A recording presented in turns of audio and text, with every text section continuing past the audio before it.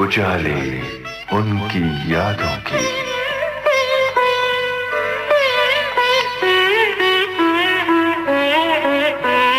उजाले उनकी यादों की।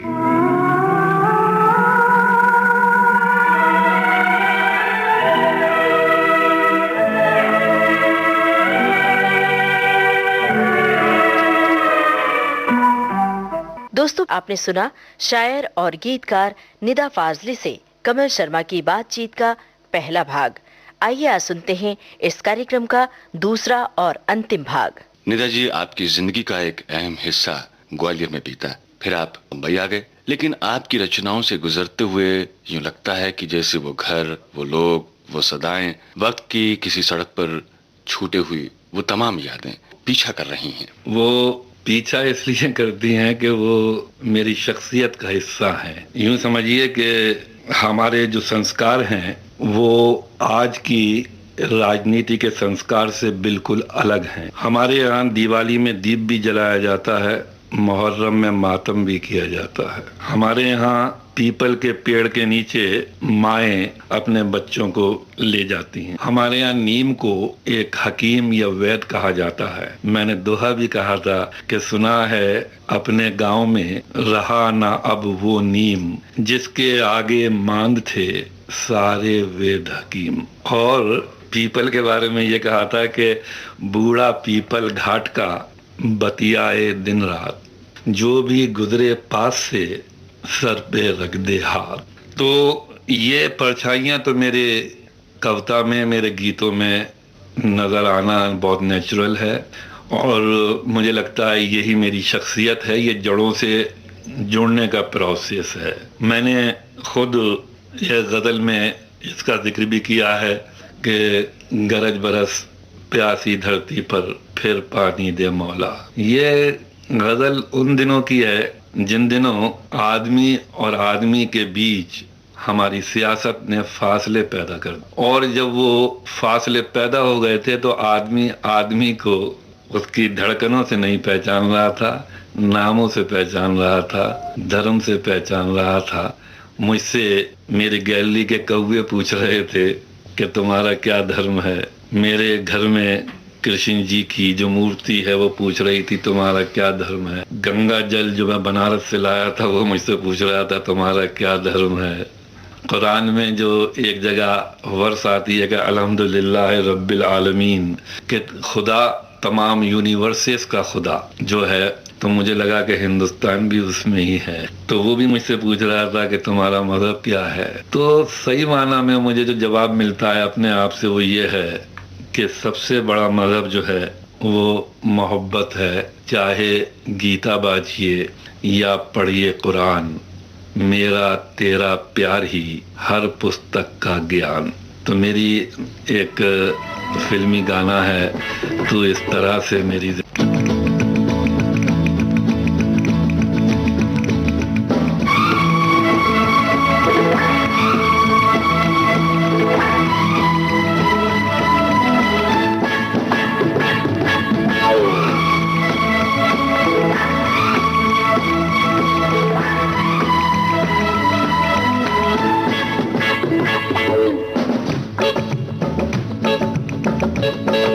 तू इस तरह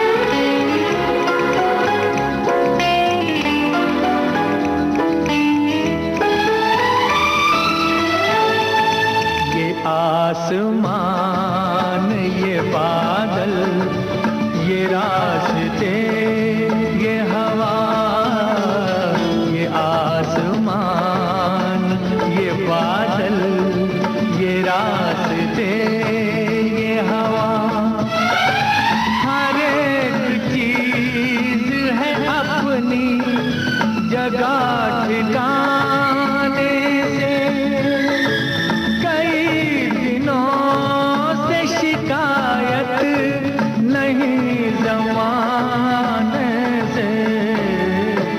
ये जिंदगी है सफर, तू सफर की मंजिल है। जहाँ भी जाऊँ ये लगता है तेरी महफिल है। तू इस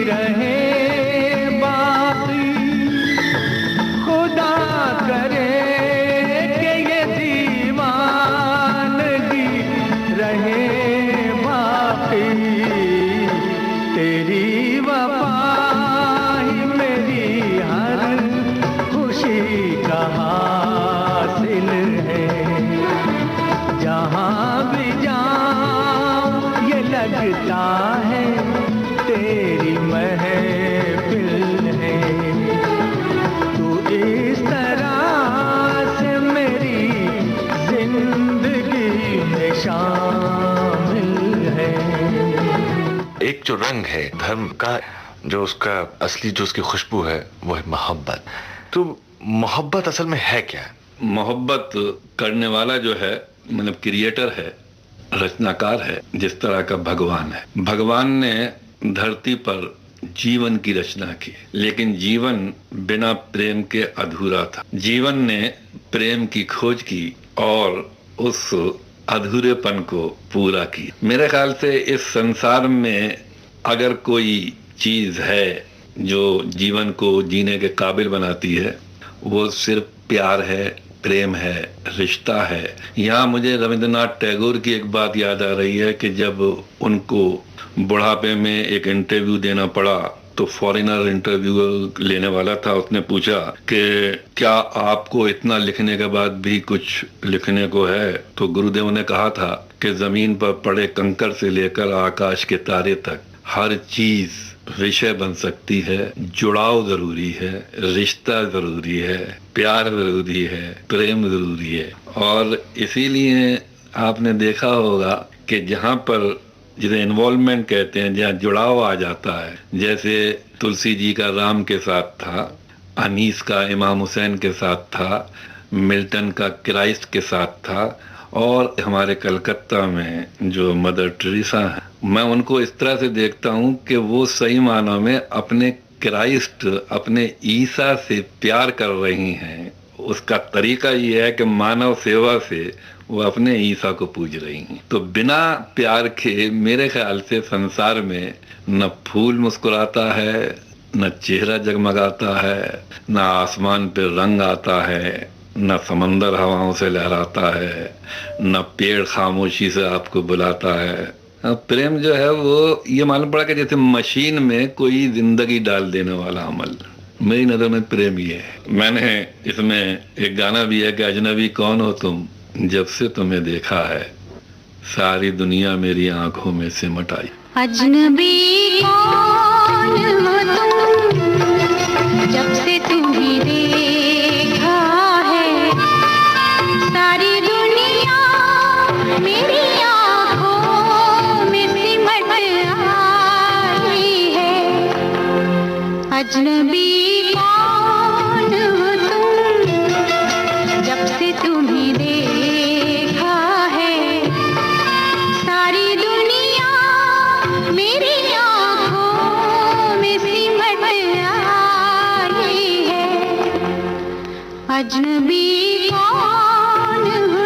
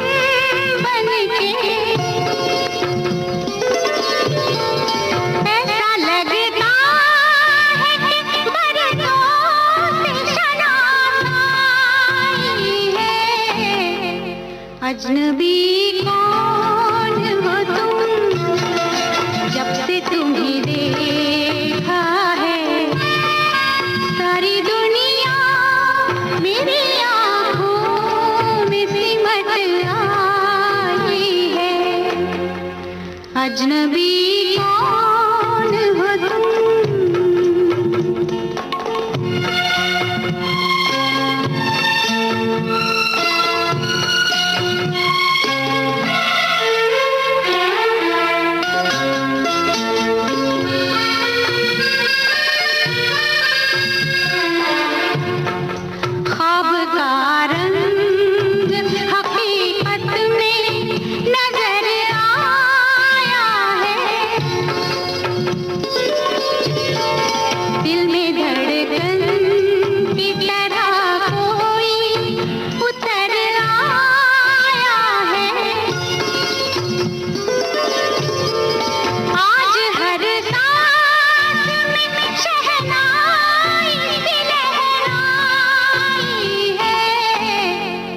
अजनबी कौन हो तुम, जब से तुम्हें देखा है सारी दुनिया मेरी आंखों में सिमट आई है।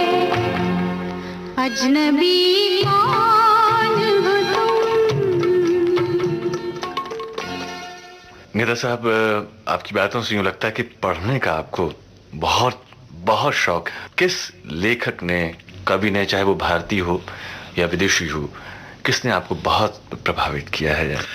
देखिए, उसको पिन पॉइंट तो नहीं किया जा सकता क्योंकि जिंदगी के सफर में बहुत से लोग आपकी शख्सियत के निर्माण में, तामीर में शामिल होते हैं। लेकिन अगर मैं विश्लेषण करता हूँ जब, तो मुझे ऐसा महसूस होता है कि सबसे ज़्यादा जो छापे मेरे ऊपर हैं वो कबीर साहब की है, सूरदास की है, मीरा की है, रहीम की है, तुलसी जी की है।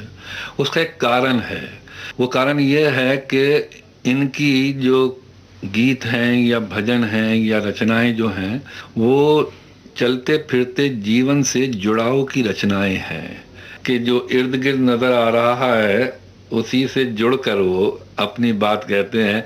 जैसे मुझे रहीम का ये कि रहमन धागा प्रेम का मद्दी जो चटकाए, तोड़े से फिर ना जुड़े, जुड़े सो गांठ पड़ जाए। अब इसमें क्या है कि गांठ बड़ा पेडेस्ट्रियन, बड़ा मामूली शब्द होते हुए उसकी जो इंटेंसिटी है पोइट की, उसने इस गांठ में जाने कितने शब्दों के अर्थ भर दिए हैं। इसी तरह कबीर साहब का कि चलती चाकी देखकर दिया कबीरा रोए, दो पाटन के बीच में साबुत बचा ना कोई।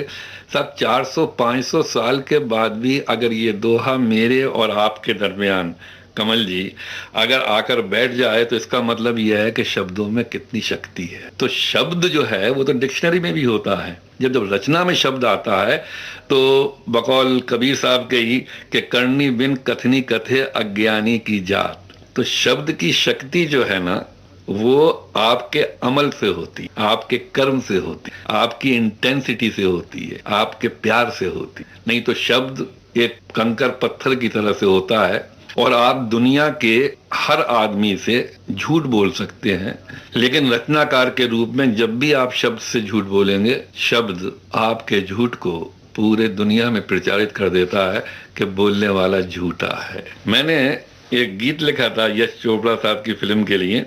बड़ी ट्रिकी सिचुएशन थी कि मतलब ये है कि एक प्रेग्नेंट गर्भवती एक हीरोइन है, वो गाना गा रही है और वो भी डुएट गा रही है। मतलब ये है कि वो अपने पति के साथ गाना गा रही है। तो ये सिचुएशन बहुत ट्रिकी थी और डुएट भी बनाना था। तो मैंने तो बोल लिखे थे कि तुम्हारी पलकों की चिलमनों में, लड़का कह रहा तुम्हारे पलकों की चिलमनों में ये क्या छुपा है सितारे जैसा। तो लड़की का जवाब था हसीन है ये हमारे जैसा, शरीर है ये तुम्हारे जैसा। वाह, बहुत खूब।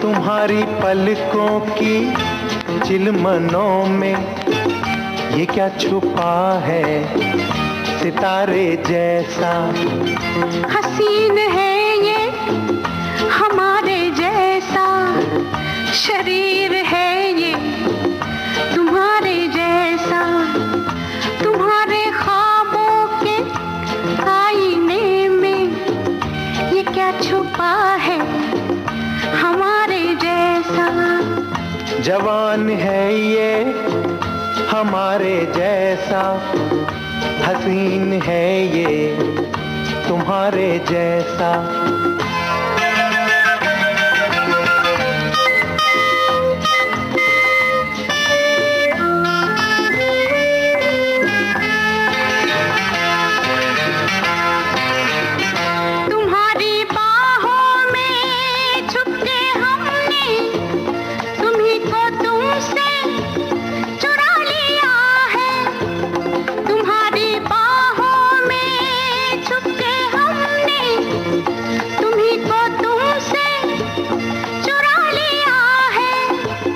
चुराने वाले के हाथ हमने जो खो दिया था वो पा लिया है, तुम्हारे होठों की खामोशी में ये क्या छुपा है इशारे जैसा, तुम्हारे होठों की खामोशी में ये क्या छुपा है इशारे जैसा, हसीन है ये हमारे जैसा, शरीर है ये तुम्हारे जैसा, तुम्हारी पलकों की चिलमनों में ये क्या छुपा है सितारे जैसा। तुम्हारे ख्वाबों के आईने में ये क्या छुपा है हमारे जैसा। जवान है ये हमारे जैसा, हसीन है ये तुम्हारे जैसा। तो निदा साहब, आपने कविता भी लिखी है, गजल भी कही है, नज़में भी लिखी हैं और फिल्मी गीत भी नहीं छोड़े हैं। सुना है कि इन दिनों आप दोहे कहने पर उतारू हैं। तो आपके रचना कर्म की गाड़ी को आखिर किस पटरी पर समझा जाए, या यूं कहिए कि आपके कवि रूप का क्या मतलब समझा जाए? मतलब एक तो विरसा वो होता है जो आपको आपके परिवार से मिलता है, और मैं उसे इत्तेफाक कहता। मुझसे पैदा होने से पहले नहीं पूछा गया कि मैं कहाँ पैदा होना चाहता हूँ। अगर पूछा जाता तो शायद मेरी choice would have been different. लेकिन मैं हो गया। जब मैं हो गया तो वो परिवार जहाँ मैं हुआ उसके संस्कार मुझे मिल गए, एक भाषा मिल गई, फिर उस भाषा के साथ एक घर मिला, घर के साथ एक शहर मिला, शहर के साथ एक कंट्री मिला, कंट्री के साथ आपका रिश्ता उससे जुड़ गया। लेकिन अगर सिर्फ परिवार की ही रिवायत या परंपरा को ही मैं अपना विरसा मान लूं तो ऐसा लगेगा जैसे गधा एक बोझ की तरह बोझ उठाए हुए अपने ऊपर जा रहा है। मैंने इस विरसे में कुछ अपना भी जोड़ने की कोशिश की है। मसलन ये कि आपके शऊर के साथ, शऊर के फैलाव के साथ आपकी परंपरा, आपका विरसा, आपका माहौल, आपका संसार बढ़ता जाता है। अब जैसे मैंने कहा कि जैसे सूरदास भी मेरे विरसे में आ गए, अब तुलसीदास जी भी मेरे विरसे में आ गए, टी.एस. इलियट भी मेरे विरसे में आ गए, शेक्सपियर साहब भी मेरे विरसे में आ गए, यहूदा अमीचाई भी मेरे विरसे में आ गए, अनीस भी मेरे विरसे में आ गए। तो ये पूरा आदमी के अंत तक का सफर होता है कि कुछ छोड़ता जाता है, कुछ जोड़ता जाता है। तो मेरे साथ ये रहा, और मैंने दोहे कहे उसी संस्कार के कारण, और उसकी एक वजह और भी है कि मैंने अलग अलग विधाओं में काम किया है। उसकी वजह सिर्फ ये है कि किसी एक विधा में काम करते करते उस विधा की जो लिमिटेशंस हैं वो आपको बांधने लगती हैं। तो मैं उससे आज़ादी हासिल करने के लिए दूसरी विधा में आ जाता हूँ। गज़ल लिखते लिखते गीत लिखना शुरू कर देता हूँ, गीत लिखते लिखते दोहे लिखना शुरू कर देता हूँ, फिर उपन्यास लिखना शुरू कर देता हूँ, या फिर बाहर की खासतौर से एशियन पोइट्री का अनुवाद करना शुरू कर देता हूँ। अच्छा, एक बात और भी है कि दोहा एक बड़ी खूबसूरत फॉर्म है। एक तो इसकी भाषा जो है चित्रात्मक है, दूसरे इसकी अपनी एक मासूमियत है। मेरी समस्या ये थी कि इस विधा को अपने ट्रेडिशनल रंग में लेकर अपने युग को कैसे जोड़ा जाए। तो मुझे लगा कि संसार में, मैं वाशिंगटन में हूँ या मैं अरब कंट्री के किसी शहर में हूँ, मुल्क में हूँ, या हिंदुस्तान के कहीं किसी मुल्क में या शहर में हूँ, मुझे हर जगह लगा कि माँ हर जगह एक सी होती है, बहन हर जगह एक सी होती है, बच्चे एक तरह से हर जगह हंसते हैं, फूल एक तरह से मुस्कुराते हैं। तो मैंने दुनिया के जिस कोने में भी ये दोहे पढ़े हैं कि मैं रोया परदेस में, भीगा माँ का प्यार, दुख ने दुख से बात की, बिन चिट्ठी बिन तार, तो मालूम पड़ता था कि जैसे कोई एक दूसरे से जुड़ गया हो। ऑडियंस का कुछ ऐसा मतलब एप्रिसिएशन होता था। जैसे हमारे यहाँ कहते हैं कि बहन जो है पराया धन होती है, तो मैंने इसको दुआ कहा था कि बहनें चिड़ियाँ धूप की दूर गगन से आए, बहनें चिड़ियाँ धूप की दूर गगन से आए, हर आंगन मेहमान सी पकड़ो तो उड़ जाएं। वाह निदा साहब, आपका ये दोहा सुनकर निश्चय ही बहुत सारे भाइयों को अपनी चिड़िया जैसी बहनों की याद हो आई होगी। वैसे सच बताऊं, मुझे तो आई ही है। तो आइए इस याद को सलाम करते हुए क्यों ना एक गीत सुना जाए, इस दोहे जैसा ही विदाई का गीत। बिछड़ी मोरी सहेलिया, बिछड़ी मोरी सहेलिया, बचपन का छूटा साथ रे, मोरी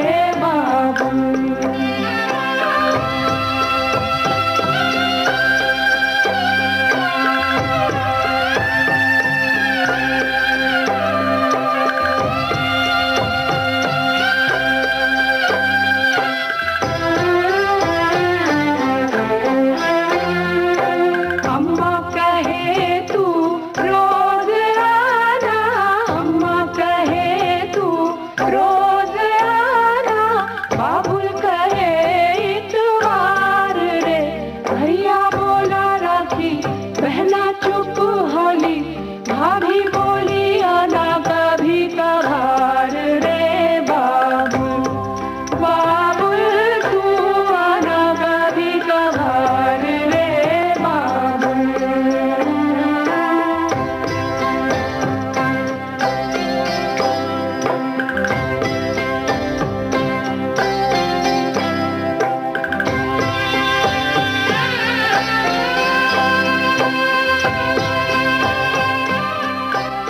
पिछले हफ्तों से इस प्रोग्राम के तहत शायर और गीतकार निदा फाजली की बातें सुन रहे हैं। बातें वैसे मेरी यानी कमल शर्मा की भी सुनी जा रही हैं, लेकिन सच पूछिए तो मेरी बात भी कोई बात है, जबकि निदा फाजली साहब की बातें क्या बात है। जी करता है कि सुनते ही जाएं। निदा साहब, ये एक पारंपरिक रचना थी, लेकिन जब हम बात परंपरा की करते हैं तो उसकी खुशबू हम आपके गीतों में भी पाते हैं। इस बारे में कुछ बताइए। मेरी कविता में जो बहन माँ रिश्ते जो आते हैं, उसका कारण ये है कि मैं इनसे बहुत पहले या उस वक्त महरूम कर दिया गया या उनसे अलग कर दिया गया जब मुझे उनकी बहुत ज़रूरत थी। तो शायद ये एहसास हो वक्त से पहले खो जाने का कि मेरे यहाँ माँ बड़ी सच के आती है, बहन बहुत सच के आती है, बच्चे बहुत सच के आते हैं। मेरी एक गज़ल भी है जो मैंने एक्सपेरिमेंटल रूप में लिखी थी कि बेसन की सौंधी रोटी पर खट्टी चटनी जैसी माँ याद आती है, चौका बासन चिमटा फुकनी जैसी माँ। निदा साहब, आपने शब्द, परिवेश, जीवन, इन तमाम चीज़ों की बात की और बहुत विस्तार से चीज़ों को जीवन की विविध चीज़ों से जोड़ते हुए बात की। तो भाषा आज जो है, ये आरोप लगाए जाते हैं कि ये बहुत कठिन लिखी जा रही है, रचनाओं में भी, गद्य साहित्य में भी, पद्य साहित्य में और फिल्मों में तो ख़ास तौर पर इस किस्म के सवाल उठाए जाते हैं। गीतकारों से कहा जाता है कि साहब आप इस किस्म की चीज़ें मत लिखिए, ये बड़ी कठिन है, थोड़ी सी आसान लिखिए। इस बारे में आप क्या कहेंगे? मेरे ख्याल से ये कॉन्शियस अटेम्प्ट नहीं होती कमल जी। उसकी कारण ये है कि हमारा रिश्ता समाज से या चलती फिरती जिंदगी से शाब्दिक हो गया है, वो प्रैक्टिकल नहीं रहा। जैसे हमारे संत कवि थे, वो अपने इर्द गिर्द के जीवन से शब्द बटोरते थे। उड़ती हुई चिड़िया शब्द बन जाता था, चलती हुई चक्की शब्द बन जाता था, बहती हुई नदी शब्द बन जाता था, जाती हुई लड़की शब्द बन जाता था। आजकल हम अपने शब्द लाइब्रेरी से लेके आते हैं। तो मुझे ऐसा लगता है कि वो भाषा जो सड़कों पर, चौराहों पर, रास्तों में बोली जाती है, वो भाषा बहुत जिंदा भाषा होती है। जैसे मुझे अक्सर याद आता है कि जो मैं ऐसा जानती प्रीत किए दुख होए, नगर ढंडोरा पीटती प्रीत न करियो कोई। जो मैं सा जानती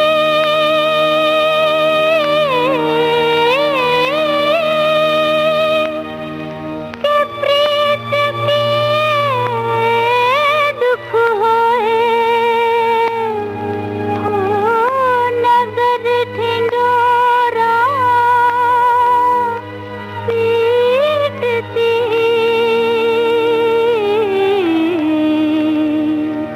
कि प्रीत न करियो कोई।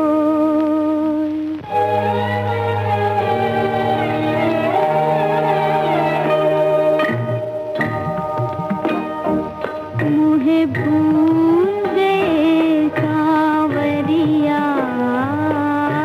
भूल गए सांवरिया, मुझे भूल गए सांवरिया,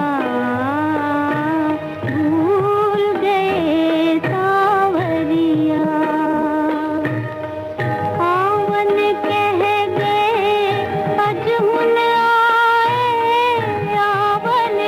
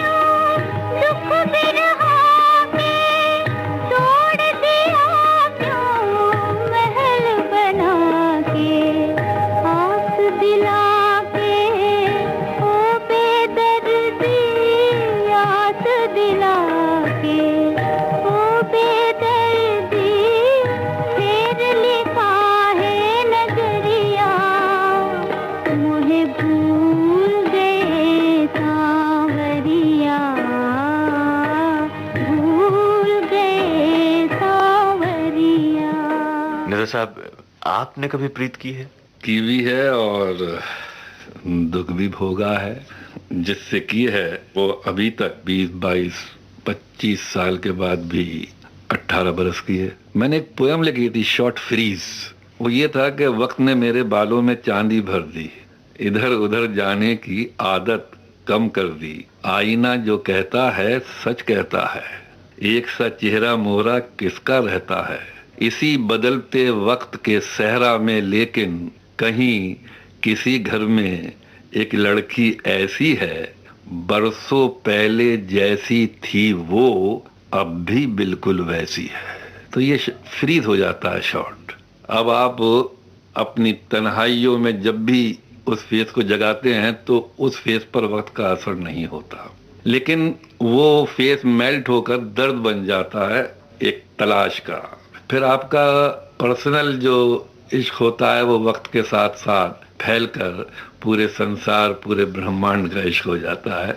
और जैसे यूं समझिए कि मैंने एक शेर भी कहा था कि शाम के फरिश्तों जरा देख के चलो, बच्चों ने साहिलों पे घरौंदे बनाए हैं।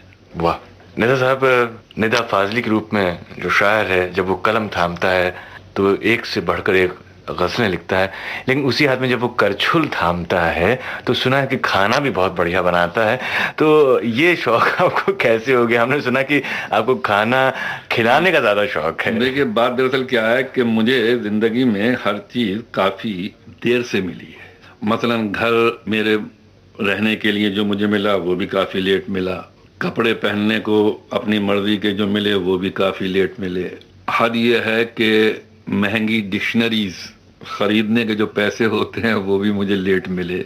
मेरे साथ स्ट्रगल का पीरियड कुछ लंबा ही रहा। मैंने उसको एक गज़ल में भी कहा था कि कहीं छत थी दीवारों दर थे, कहीं मिला मुझको घर का पता देर से। कहीं छत थी दीवारों दर थे, कहीं मिला मुझको घर का पता देर से, दिया तो बहुत जिंदगी ने मुझे मगर जो दिया वो दिया देर से। अगर ये पहले मिल जाता जो अब है तो शायद आंखों से ज़्यादा खूबसूरती देख सकते थे, क्योंकि उस ज़माने में आंखों में ज़्यादा रोशनी थी। हाथों से कुछ अच्छी चीज़ें छू सकते थे, क्योंकि हाथों में उस ज़माने में ज़्यादा शक्ति थी। दिल से कुछ ज़्यादा प्यार कर सकते थे, क्योंकि धड़कनों की गिनती ज़्यादा थी दिल में।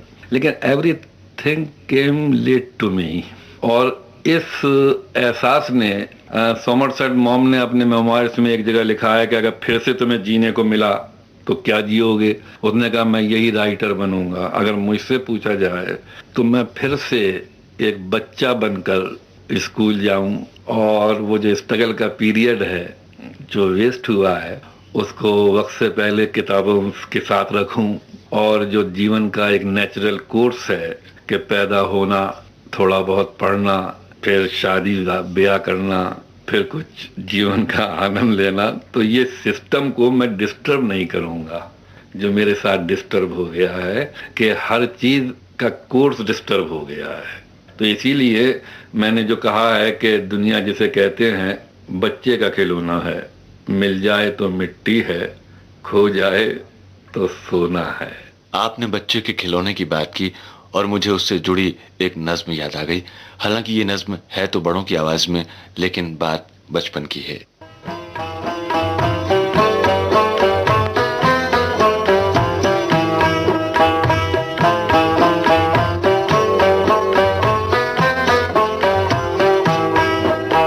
ये दौलत भी ले लो, ये शोहरत भी ले लो, भले छीन लो मुझसे मेरी जवानी, मगर मुझको लौटा दो बचपन का सावन, वो कागज की कश्ती, वो बारिश का पानी। ये दौलत भी ले लो, ये शोहरत भी ले लो, भले छीन लो मुझसे मेरी जवानी, मगर मुझको लौटा तो बचपन का सावन, वो कागज की कश्ती, वो बारिश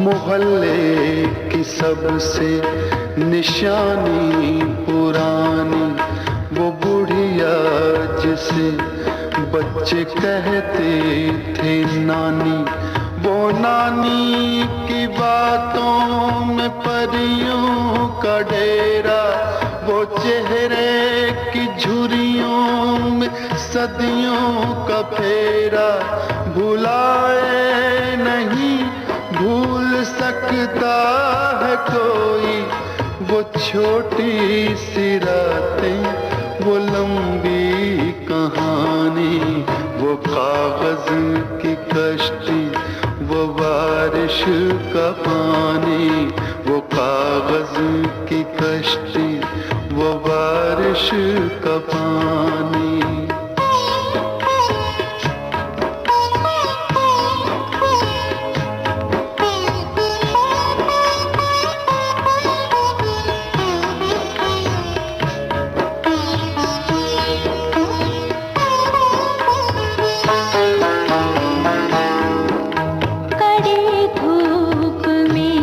अपने घर से निकलना, वो चिड़िया वो बुलबुल वो तितली पकड़ना, वो गुड़िया की शादी पे लड़ना झगड़ना, वो झूलों से गिरना, वो गिर के संभलना, वो पीतल के छल्लों के प्यारे से तोहफे, वो टूटी हुई चूड़ियों की निशानी, वो कागज की कश्ती, वो बारिश का पानी, वो कागज की कश्ती, वो बारिश का पानी।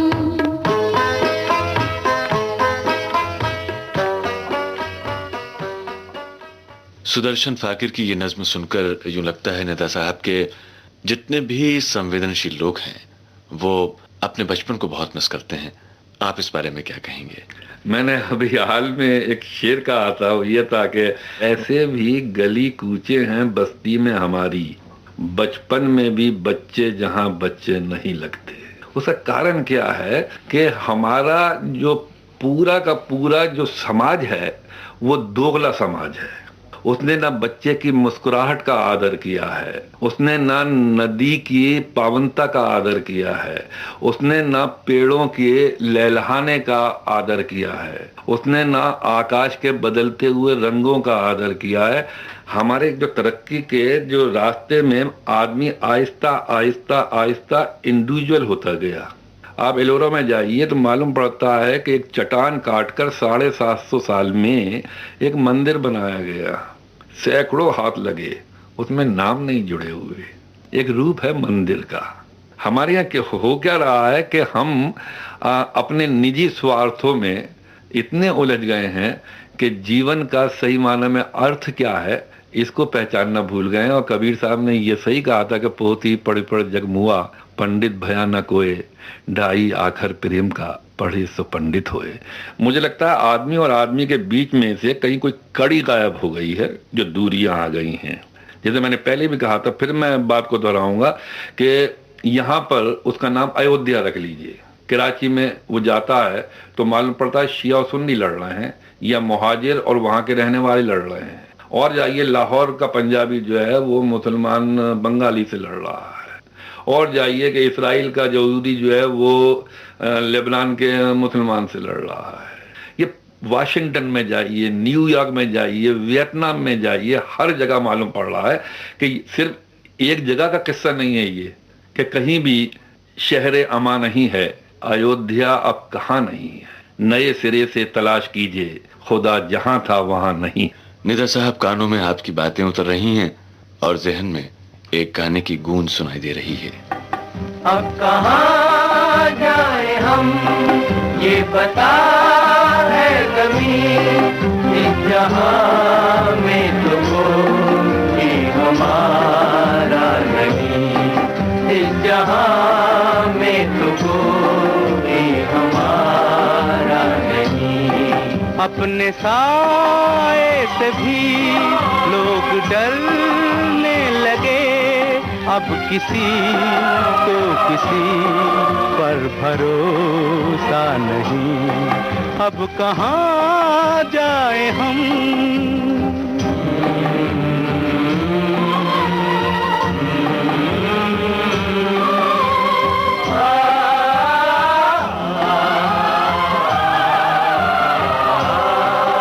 हम घर घर जाते हैं, ये दिल दिखलाते हैं, पर ये दुनिया वाले हमको ठुकराते हैं। हम घर घर जाते हैं, ये दिल दिखलाते हैं, पर ये दुनिया वाले हमको ठुकराते हैं। रास्ते मिट गए, मंजिलें खो गई, अब किसी को किसी पर भरोसा नहीं, अब कहाँ जाए हम।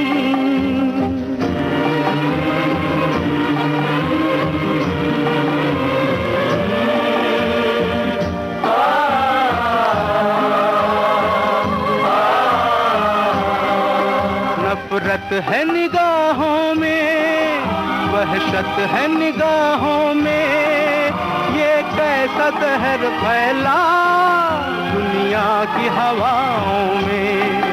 नफरत है निगाहों में, वहशत है निगाहों में, ये कैसा जहर फैला दुनिया की हवाओं में।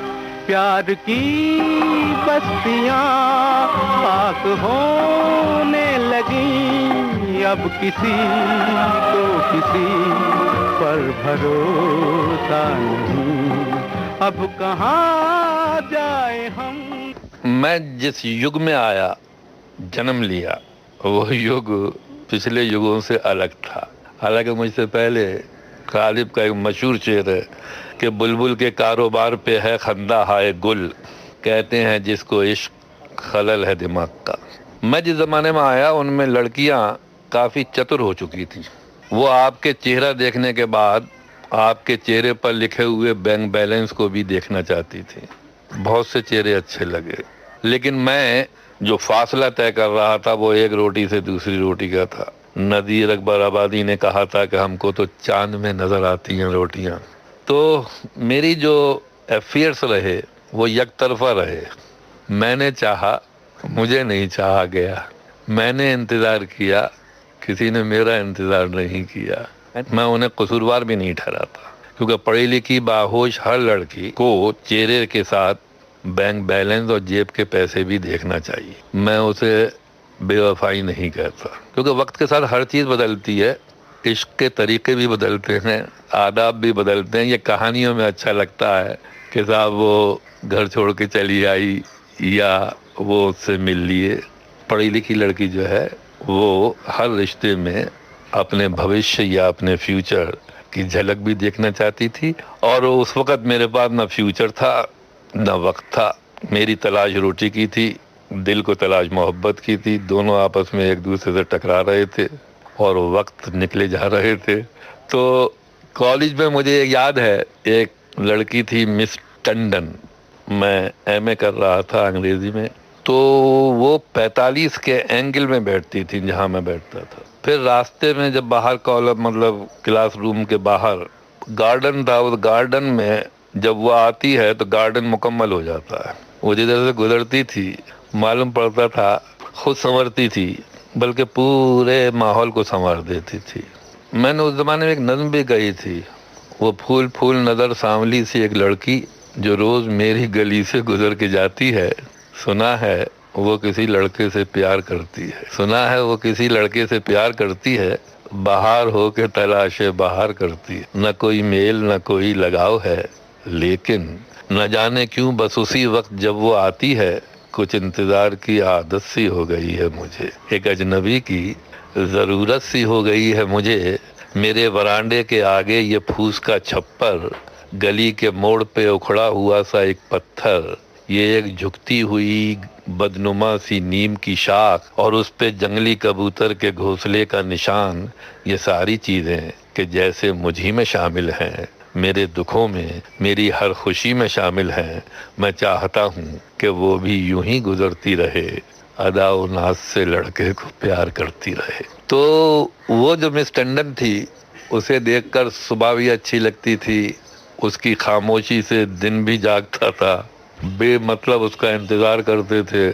एक दिन आया कॉलेज में मैं, तो अचानक बोर्ड पर लिखा हुआ था कि मिस टंडन इज नो मोर। वो कॉलेज आते वक्त किसी ट्रक के बीच में आ गई और वो चली गई।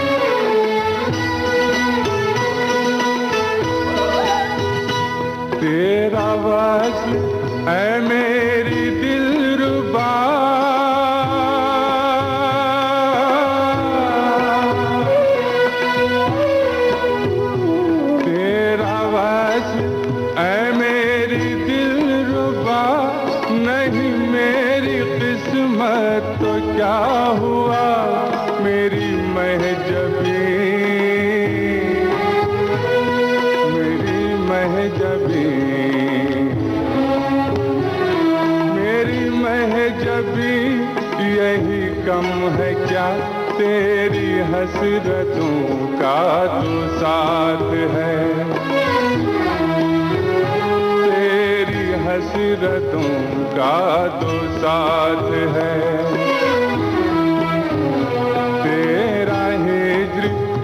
मेरा नसीब है।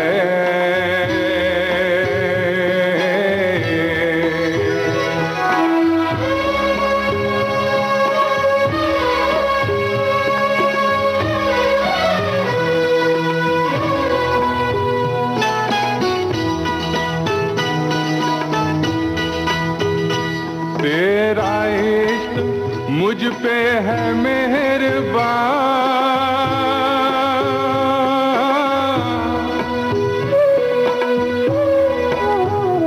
तेरा इश्क मुझ पे है मेहरबान, मेरे दिल को हासिल है दो जहां, मेरी जान जान, मेरी जान जान।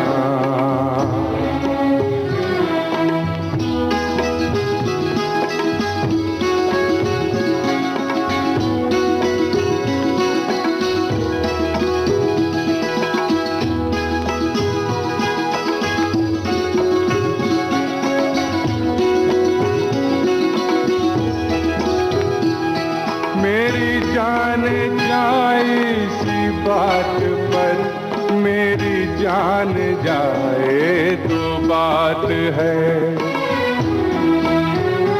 मेरी जान जाए तो बात है। तेरा हिज्र मेरा नसीब है।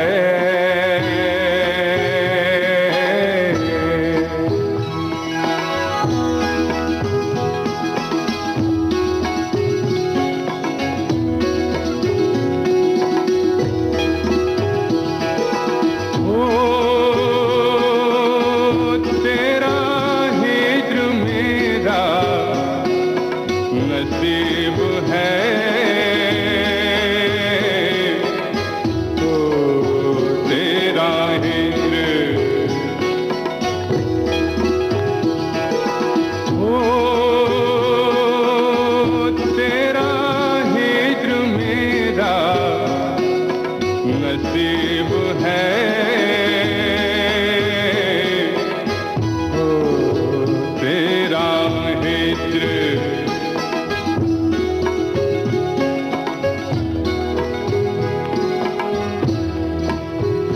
तेरा हिज्र मेरा नसीब है, तेरा गम, तेरा गम ही मेरी हयात है। मुझे तेरी दूरी का गम हो क्यों, मुझे तेरी दूरी का गम हो क्यों, तू कहीं भी हो मेरे साथ है, तू कहीं भी हो मेरे साथ है, तू कहीं भी हो मेरे साथ। कमल जी, बहुत अच्छा लगा आपसे बातें करके।